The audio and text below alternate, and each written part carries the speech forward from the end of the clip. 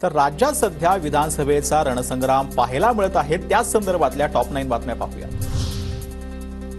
राहुल गांधी का इंदिरा गांधी जरी स्वर्गातून आल्या तरी कलम 370 लागू होणार नाही। धुळ्याच्या सभेत अमित शहांचा काँग्रेसवर निशाणा। राहुल गांधींना मी सांगू इच्छितो की तुमची चौथी पिढी जरी आली तरी मुस्लिम आरक्षण मिळणार नाही। मुस्लिमांना आम्ही आरक्षण मिळू देणार नाही। 23 तारखेला आघाडीचा सुपडा साफ होणार, अमित शहांचं वक्तव्य। वोट बँकच्या भीतीमुळे शरद पवार सुप्रिया सुळे राम मंदिराच्या प्राण प्रतिष्ठा सोहळ्याला आले नाहीत। आम्ही या वोट बँकला घाबरत नाही, अमित शहांचा पवारांवर लांगुल चालनाचा आरोप। मैं बनिया का बेटा हूं, पूरा हिसाब लेकर आया हूं, महाविकास आघाडीवरती घोटाळ्याचा आरोप करत अमित शहांचा उद्धव ठाकरे आणि शरद पवारांना इशारा।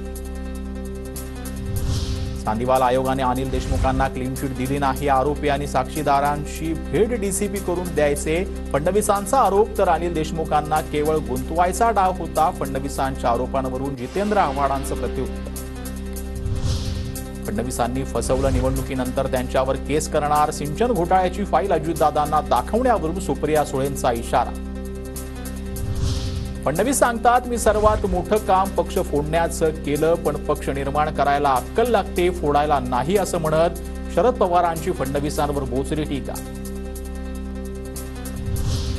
शरद पवारांचा फोटो वापरू नका, स्वतंत्र पक्ष म्हणून निवडणूक लढा। सर्वोच्च न्यायालयाचे अजितदादांच्या राष्ट्रवादीला निर्देश।